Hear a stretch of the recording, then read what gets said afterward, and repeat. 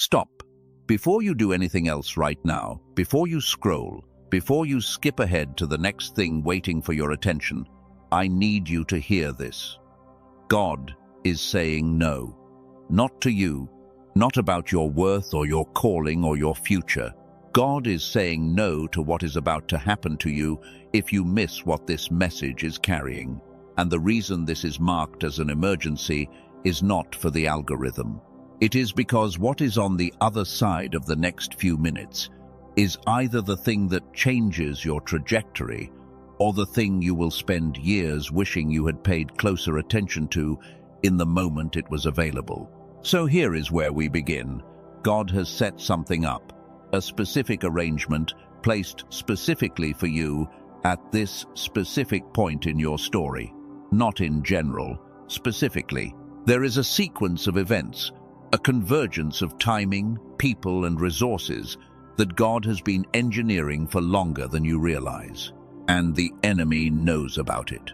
The enemy has been watching the sequence develop, and the enemy has installed exactly one trap directly inside the setup. One specific mechanism designed to make the person for whom the setup was arranged either dismiss the whole thing as ordinary or walk away from it as dangerous. And the tragedy is not that most chosen ones get taken out by something dramatic and obvious. The tragedy is that most chosen ones get taken out by something quiet, by a reaction pattern so familiar they do not even register it as a decision when it happens. I want to be precise about what a divine setup actually is, because the word is used loosely, and I am not using it loosely here. When God engineers a setup, the setup is not a test of your worthiness. It is not a trap that God is watching to see whether you fall into. It is not a challenge placed in your way to refine your character, though character refinement may happen as a byproduct. A divine setup is a specific alignment of circumstances, timing, people, and resources that God has arranged to move a chosen one from one level of their assignment to the next. It is a transition mechanism. It is the kind of moment that, when chosen ones look back from the other side of it, they describe as the thing that changed everything, the pivot point, the clear line between who they were before and who they became after. Divine setups are not always dramatic.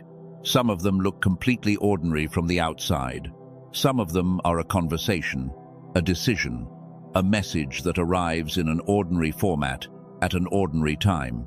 The extraordinary nature of the setup is not always visible in the packaging. It is visible in the consequences, in the trajectory change that follows the choice to engage fully with what God placed there, versus the flatness that follows the choice to scroll past. And here is what makes divine setups so significant in the larger story.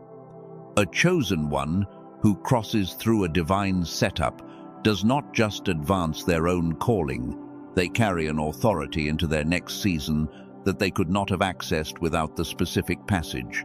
The enemy understands this. The enemy does not just want to delay you, the enemy wants to prevent you from acquiring what only comes from crossing through the specific thing God arranged, which is why the trap is not placed around the setup. It is placed inside it, where you will not see it as a trap, because you are already inside the thing God is doing. I am going to describe 5 specific forms this trap takes inside a divine setup, and I need you to listen for the one you recognize. Not the most dramatic one, not the most extreme version. The one you have actually encountered, the one you have actually used, even when you thought you were being wise or careful or discerning. Because the enemy does not craft one-size-fits-all traps. The enemy studies the specific person, the specific history, the specific wound that is most adjacent to what God is currently arranging, and the trap is built from material you already know and, in other contexts, have every reason to trust. The first form is the familiarity dismissal. This is when a divine setup arrives in completely ordinary packaging. No thunder, no supernatural confirmation, no feeling of profound significance to mark the moment. It looks like something you have encountered before in a different context, an opportunity that does not feel remarkable, a door that opens quietly without the weight you expected, a God-arranged door to carry. And the trap is the thought pattern that says, if this were truly from God, I would feel something more significant than what I am feeling right now. So the chosen one passes through without fully engaging. They are present in body, but absent in depth. The surface level of the encounter is engaged while the deeper invitation goes unrecognized. And the setup moves through without the chosen one ever understanding what was available inside it. The second form is the wound redirect. This is the most surgically precise of the 5. The enemy locates the specific previous wound that is most adjacent to what God is trying to do now, not a distant wound. The recent one, the one that still has a live edge on it. The last time something looked like this, it ended in a specific kind of disappointment that cost you something you are still in some way paying for. The last time you followed something that presented itself as a calling, it placed you in a situation that felt like exposure and abandonment. So when God arranges the present setup, the enemy does not argue against it theologically. The enemy does not suggest that you are unworthy or that God does not love you. The enemy simply redirects your attention to the evidence from the last time. And the chosen one, acting from what feels like entirely reasonable self-protection rather than fear, steps back from the edge of what God arranged. The protection reflex is real. The wound that activated it is real. The enemy simply pointed at it from exactly the right angle and at exactly the right moment. The third form is the urgency inversion. This is when God is doing something in sequence and the enemy collapses the timeline artificially. God builds a setup in layers. There is a sequence to the arrangement. There is a process of preparation that the setup requires in order to produce what it is designed to produce. And the enemy inserts into that process a manufactured urgency that says, if this were truly from God, it should be moving faster than this. So the chosen one either abandons what God arranged because it appears to have stalled, or they begin to force the timing in ways that actually break the sequence that made the setup possible. They act from urgency rather than from the pace the setup requires. And the arrangement, which needed the chosen one to hold steady and move at a specific tempo, cannot survive the forcing. The fourth form is the counterfeit resolution. This is the most sophisticated of the 5 and the one most likely to be confused with a blessing. Before the divine setup fully arrives, before the sequence completes, the enemy provides a version of what the setup was meant to produce. Not a bad version necessarily, a good enough version, a relationship that looks like the right one, but arrives before the formation required to sustain it. A platform that creates visibility before the depth and rootedness that visibility requires. A financial opening that creates dependency instead of freedom because the character development the setup was meant to produce had not yet happened. The chosen one receives what looks like an answer. The pressure and hunger that was supposed to sustain them through the full process of the setup is released prematurely. And when the actual setup arrives, they are not in the condition required to enter it.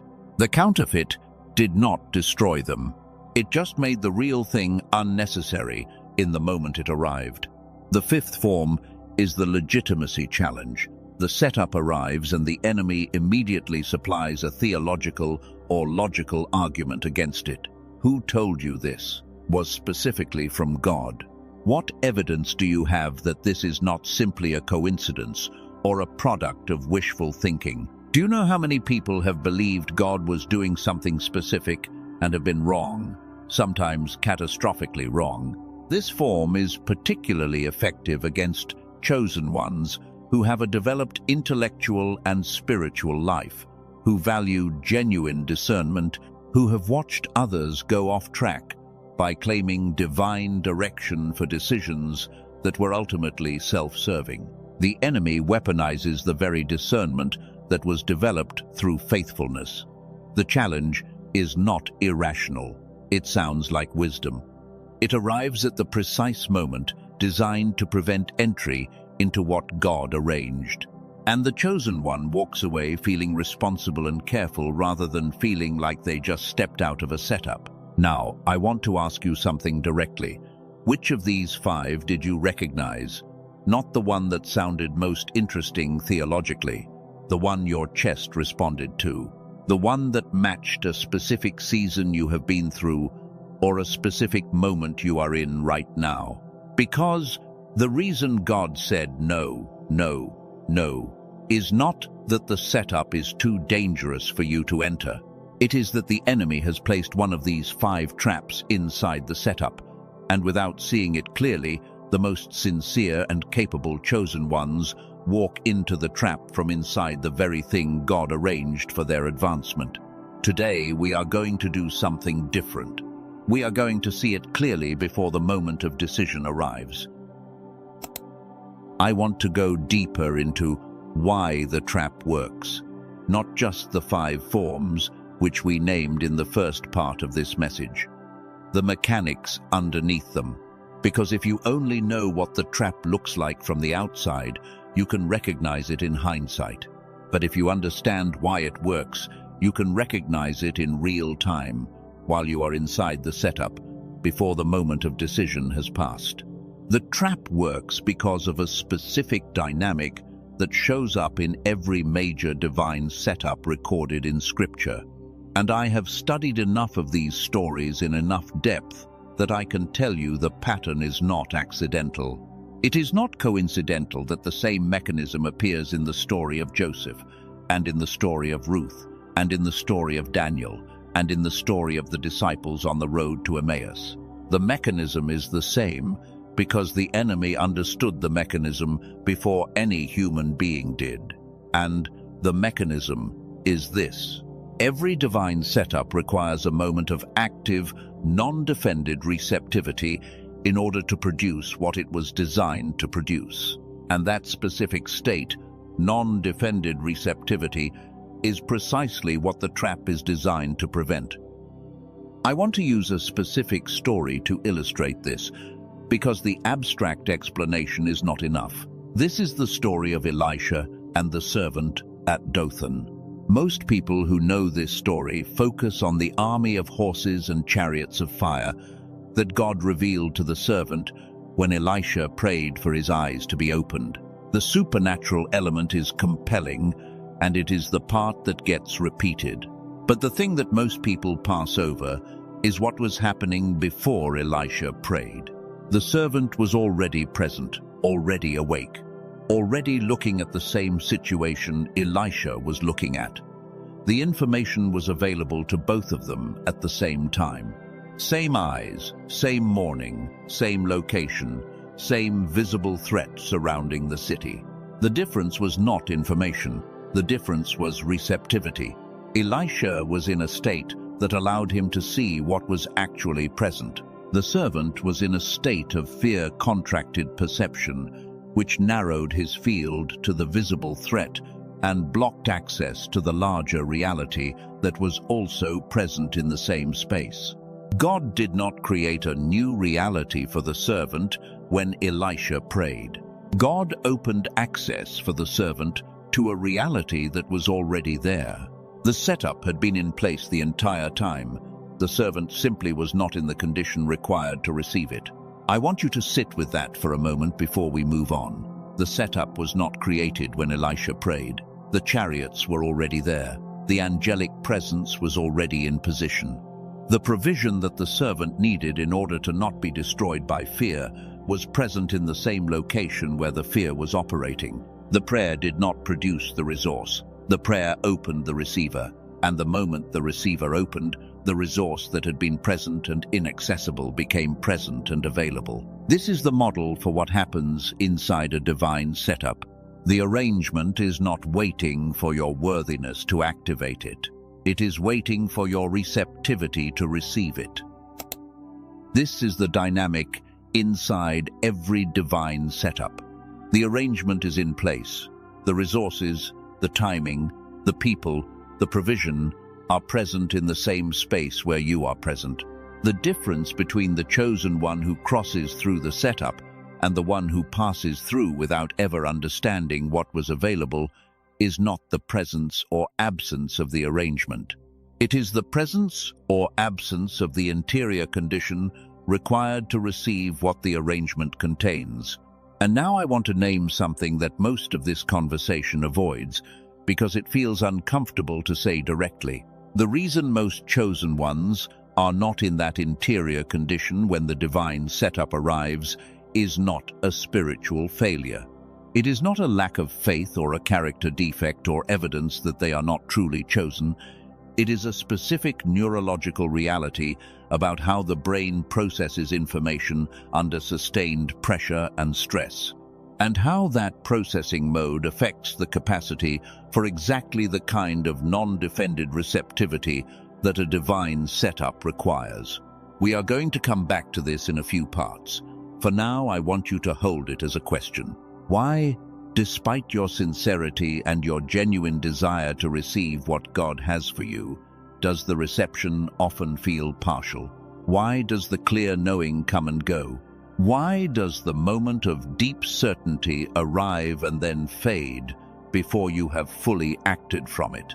There is something specific that happens in the brain of a person who has been carrying sustained pressure for a long time, something measurable. Something that the Nobel Prize research we will discuss later in this message addresses directly. For now, the thing I want to name is this: the experience of knowing something deeply and then losing access to that knowing within minutes or hours. The experience of being certain in one moment and uncertain in the next. The experience of the signal arriving clearly and then becoming static is not a spiritual symptom. It is a neurological one. And neurological symptoms have neurological solutions. Let me tell you about a woman I will call Rachel, not her actual name, but her story is real, and it is the story I receive in more variations than almost any other from people who engage with this content deeply. Rachel had been in a specific season of preparation for years, not passive preparation, active, committed, costly preparation. She had said yes to every invitation to grow that had arrived in that season. She had done the inner work. She had built the disciplines. She had cleared the debts and the relationships and the mental patterns that she knew were blocking her. By every metric she was aware of, she was ready. And then the divine setup arrived. It did not look the way she had imagined it. It arrived as a specific invitation to step into a space that was adjacent to her calling, but not exactly her calling as she had been holding it. It arrived with an unusual messenger, someone she would not have expected God to use based on her existing understanding of how God had been working in her life. It arrived quietly, without confirmation from the people she had been asking for confirmation. And Rachel, who was sincere and prepared and genuinely chosen, did 2 of the 5 things we named in the first part of this message. She applied the familiarity dismissal because the packaging was unfamiliar, and then she applied the legitimacy challenge because she could not get confirmation from the sources she had been consulting. The setup passed, not gone permanently. God does not abandon setups. But the sequence that was arranged moved into a different configuration. The specific convergence of timing and people and resources that was present in that window was no longer present in the same way 6 months later. And what Rachel described when she finally understood what had been available was not regret in the dramatic sense. It was a quiet, specific grief for the particular version of the thing that had been arranged for that moment, that was no longer available in that exact form. She also described something that I want to name directly because I have heard it in enough variations to know it is not unique to her. She said that in the weeks after the setup passed, She returned to the memory of the invitation repeatedly, not to analyze it, because something in her kept reaching back toward the quality of what had been present in that first moment of contact, that initial flash of knowing before the analysis began. It was as if the deeper part of her understood what the analytical part had dismissed and was not willing to fully accept that dismissal as final. That reaching back is significant. It is the signal trying to be heard after the moment for acting on it has passed. It is the receiver trying to stay open past the point where the transmission was available. She told me she knew in the first 10 minutes that something was significant about the invitation. There was a knowing that was present below the level of her analytical evaluation, but she had no reliable way to hold onto that knowing while the analysis was running. By the time she had completed the discernment process she had learned to run, the knowing had faded, and the analysis had produced the result it tends to produce when it runs, without the counterweight of deep receptivity. It said, "Not enough evidence." Wait. Let me say something about that specific experience. The knowing that arrives in the first moments of a divine setup and then fades during analysis is not random. It is not the unreliable intuition that wisdom traditions warn against. It is the most accurate signal available in the moment it arrives. What makes it fade is not the quality of the signal, it is the specific neurological condition of the receiver.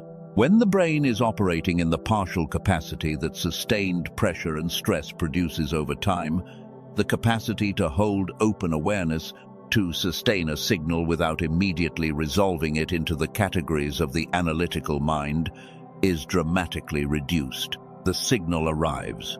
The analytical system immediately begins processing it, and in the processing, the depth of the signal is lost, while the surface information remains. You remember that something felt significant. You cannot access what the significance was pointing toward. And the setup that required you to move from the depth of the knowing passes while you are working with the memory of it. So now we have named the problem with the precision it requires. We have named the 5 forms the trap takes. We have named the dynamic of non-defended receptivity and why it is both necessary for a divine setup to deliver what it contains and precisely what the trap is designed to prevent. We have looked at the story of Elisha and the servant at Dothan. We have followed Rachel through the setup that passed and the specific grief of understanding in retrospect what was available. And now, I want to give you something that changes the experience from this moment forward. Not eventually.